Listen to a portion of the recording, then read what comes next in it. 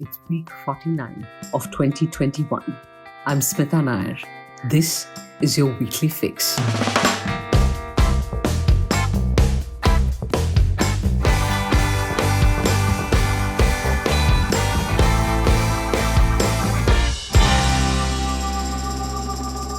On the 6th of December, a Christian missionary-run school in Vidisha, Madhya Pradesh was vandalized by men belonging to the Bajrang Dal and the Vishwa Hindu Parishad. The mob, armed with iron rods and stones, attacked the school when class 12 students were appearing for their mathematics exam. The allegation that the school was carrying out religious conversions had already been probed and found to be baseless. In September, BHP members, claiming knowledge of forced conversions, reportedly threatened to demolish churches in Jabua district of the state. In Belagavi district of Karnataka, following attacks on prayer halls by Hindutva groups, the police reportedly counseled Christians to lay low and avoid going to prayer meetings until the end of the winter session of the Karnataka Assembly. Worryingly, the Karnataka Legislative Committee on Backward Classes and Minorities Welfare recently ordered a survey seeking detailed information about churches across the state and priests in charge. This, as per some BJP legislators, is aimed at tackling what they claim to be forced religious conversions. Peter Machado, the Archbishop of Bengaluru, has said the survey, motivated by the bogey of religious conversion, is dangerous. He said, with this, our community places of worship, as also pastors and sisters, will be identified and may be unfairly targeted. He asked the government to take count of the educational institutions and health centers run by missionaries. This, the Archbishop said, will give a fair idea of the Christian community's service to nation building. How many people are converted in these institutions? Machado asked. The BJP government in the state has said it will be bringing a, quote, strong anti-conversion law. Now, 10 states in India have some version of this law. At least 3 of them, Uttar Pradesh, Madhya Pradesh, and Himachal Pradesh, criminalize conversions solely for the purposes of marriage. Well, the Constitution very clearly protects the freedom of an individual to profess, practice, and propagate any religion of choice. How then can the state decide the reasons for which an individual may choose to convert to a particular religion? How have constitutional courts viewed these statutes? In a moment, Senior Supreme Court Advocate Sanjay Hegde will join us to help understand. I want to make a quick point about what the census data tells us, that this outcry against Christian missionaries and the so-called spread of the religion is propaganda. I'll link to a scroll.in piece in the description below. It looks at granular census data from the states that had passed anti-conversion bills. It was written in 2017. Okay, Sanjay Hegde has joined us. Mr. Hegde, thank you for making the time. Thank you. Thank you for having me, Smita. Right. Articles 25 to 28 of the Indian Constitution deal with freedom of religion. Here we're concerned with Article 25 that talks about the freedom of conscience and free profession, practice, and propagation of religion. Of course, this is subject to public order, morality, and health. 2 questions, Mr. Hegde. What does freedom of conscience mean here? And 2, there was a spirited debate in the Constituent Assembly over the inclusion of the right to propagate one's religion. What does this right mean as envisaged in the Constitution? See, as far as freedom of conscience is concerned, it's actually a very wide phrase. It protects both the believer as well as the disbeliever. It protects the atheist, the agnostic, everyone. Okay. So whoever is your choice, whatever your conscience tells you, you can choose it in terms of your religious morality or any other morality. Freedom of conscience is a phrase which has not got adequate definition from the courts. It's been rather neglected. It's an argument which can possibly arise in future. As far as the religious freedoms are concerned, there all persons are equally entitled to the right to freely profess, practice, and propagate. Now, the word propagate, it is said that came into the constitution on the instance of a Jesuit priest called Father Jerome D'Souza. He was from my hometown near Udupi, Mangalore. He then became a teacher in the Madras Christian College, and it was Rajaji who brought him into the Constituent Assembly. Okay. There are certain faiths where spreading the word or in Islam giving dawah is part of the exercise of the faith itself. You may have been born in a family which has received the word of God, but it is part of your religious duties to spread it further. So it was Father Jerome D'Souza and the others who insisted that freedom to profess and practice religion also included the freedom to propagate. And that is where the Constituent Assembly agreed on. Even freedom of propagation is allowed. Okay. Then in the 60s, two states brought in the first anti-conversion laws. The challenges to these laws were then finally taken up by the Supreme Court. The Supreme Court goes on to rule that states are indeed competent to legislate on religious conversion on the grounds of public order, and that these laws don't run foul of Article 25. There is one 5-judge judgment of the Supreme Court, which was passed by a bench headed by then Chief Justice A.N. Ray during the emergency. That was called Very Reverend Father Stanislaus versus the state of Madhya Pradesh.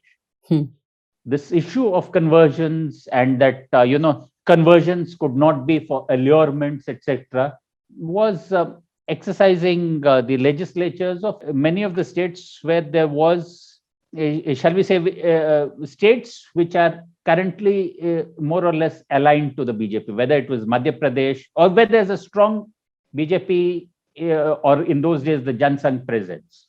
Okay. So there were enactments from Madhya Pradesh, Orissa, all which said that conversions could be done by allurement and without notice to the public authorities, that is the district magistrate, without permission of the district magistrate, would be considered null and void. So that was challenged, and it came up before the Supreme Court during the emergency days. And the Supreme Court came out with a very curious logic. It said, look, everybody has a freedom of conscience, everybody has a right to convert, but you also have a right not to be converted. If your conscience says that you do not want to be converted, then you have a right on that also. And to that extent, with regard to the protection of public order, states have an interest. So supposing somebody gets converted, then there can be public disorder, and therefore states can regulate it. That is the curious logic on which it has upheld. I do not think that the logic will stand if it is re-examined by a larger bench of the Supreme Court. There are more reasons than one. One, of course, I told you, it was at a point of time when our fundamental rights were suspended. So how valid is a judgment of those times is one question. Secondly, we now have a 9-judge judgment in the Puttaswamy case, which is with regard to privacy. Yes. I can't think of anything which is more private than your relationship to God. How does it matter to the state whether you join your hands in prayer or you bow in prayer or you prostrate in prayer? There's that famous song sung by Abida Parveen which encapsulates what I feel, where she sings, "Are logo tumhara kya, main janu mera khuda janu." So your relationship with your maker is your business, and I don't think society or the state has any role to play in it. Okay. There's one more question which has not been addressed by the courts and which also has not really been addressed by any of the people of society that I've talked to. What is so final about a conversion? You may convert to Christianity in the morning. You may thank Allah in the afternoon, and you may go to bed a good Pastafarian. It's between you and your maker. What is so absolutely final about a conversion? Let everybody offer incentives. Let everybody do what they want. I would think that the Supreme Court really needs to revisit its judgment in Father Stanislaus, and I hope that it comes around in my lifetime at least. Ms. Hede, how do these laws, ironically named freedom of religion bills, work, given the broad sort of discretionary scope in interpreting what inducements or allurements mean? Do they not, as anecdotal evidence has shown time and again, serve as tools of harassment? See, the format is almost like a marriage under the Special Marriages Act, where you first inform the authorities, put up a notice so that anybody can object, and thereafter, somebody then, after a period of time, somebody sanctions the marriage. You correctly said that they are ironically called the freedom of religion bills. So, what these bills generally do is that you are, of course, free to convert, but before you convert, you need the state's permission. And before you get the state's permission, you need to put it up right out there in the public eye so that Tom, Dick, and Harry, the butcher, the baker, and the candlestick maker can come to your house and then put all kinds of pressure on you. So that is what really happens. Right. I mean, people find their particular road to salvation or their road to their personal gods in all kinds of manners. Sometimes visibly, sometimes imperceptibly. I do not think that the state has any particular interest or a legislative interest in what a man or woman believes in. If you apprehend a breach of the peace, it is the state's duty. Here, what is effectively happening with these laws is that you are allowing the mob or the heckler to have a say in how a person decides to either forsake his old religion or to embrace a new religion. Right. In fact, Baba Saheb Ambedkar, as Tejas Harad's recent piece in The Quint reminded us, had underscored the primacy of individual autonomy in matters of religion, and that conversion, whether for spiritual well-being or material gains, was equally valid. There's one more thing. Yes, Ambedkar himself said, I was born a Hindu, I will not die a Hindu. And just shortly before his death, he converted to Buddhism. So now you may put in any spin on it that it is part of the Indic religions as opposed to the Abrahamic religions and this, that, and the other. But he was very certain that the constitution that he had created gave him the full freedom to worship in whichever manner that he wanted, whichever God and whichever scheme of organized religion that he decided to follow. Right. Which brings me to the liberal use or misuse of the term forced conversions. In the recent past too, we've heard multiple MLAs in Karnataka, for instance, use the term while talking about the proposed anti-conversion bill. Now, help me understand this. Christians are a minority. The practitioners of the faith have no leverage with the state or state institutions like the police.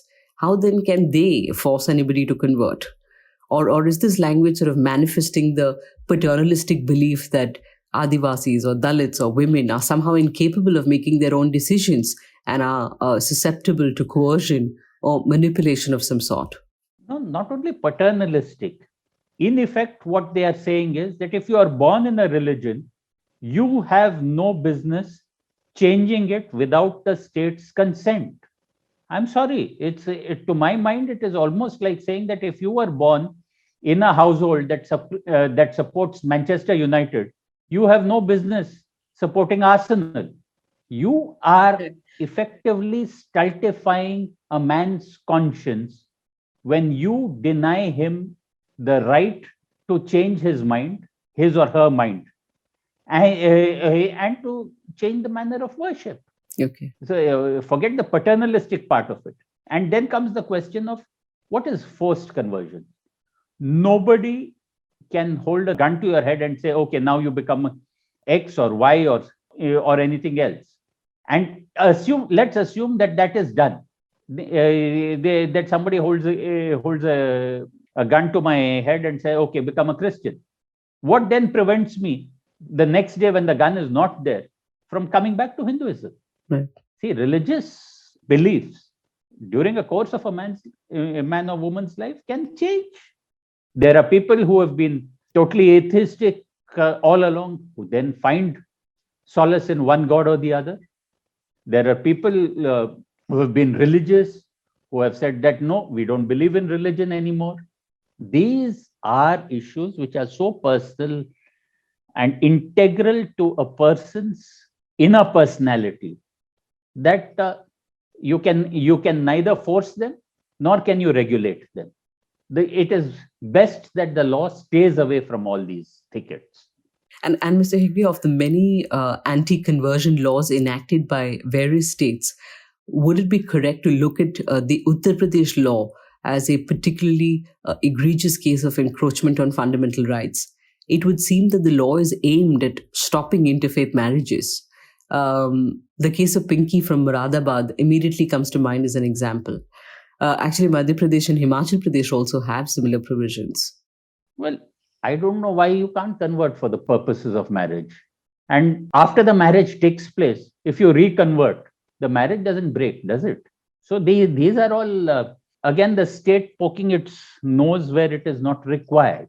There has been this kind of thing on love jihad, which basically started off in Kerala, your state, with the Catholic Church, Yes, with the Christian churches there being afraid that a lot of Christian women were marrying Muslim men, and that is a valid Muslim marriage. Right. So at the end of the day, all these laws which try to control marriage are essentially laws which try to control women. That a woman has no agency of her own. She cannot decide whom she can marry. She cannot decide which way she wants to worship. And that in her womb lies the future of mankind. And that too they want to regulate, that no further people following a particular faith should be born. Okay. This is, I think, the real answer to these kind of laws should actually come from the women of India, saying, "Arey logo, tumhara kya? Main janu, mera khuda jane."